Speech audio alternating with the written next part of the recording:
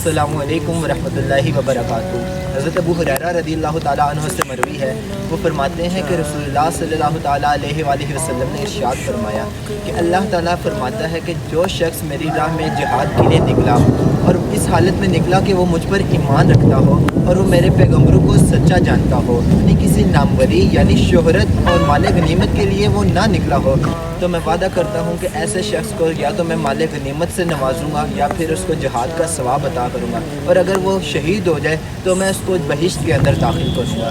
दोस्तों, इस हदीस के ज़रिए हम लोग देख सकते हैं कि जिहाद की कितनी ही अहमियत दीन के अंदर बताई गई है और मुसलमानों के लिए इस अमल की कितनी ज़रूरत है कि रसूलुल्लाह सल्लल्लाहु ताला अलैहि वसल्लम ने भी इसके लिए अपनी पसंद का इज़हार किया। हम लोगों को चाहिए अपने मुसलमान भाइयों की मदद के लिए और अल्लाह तबारक व तआला के दीन की वुसअत के लिए जिहाद करें।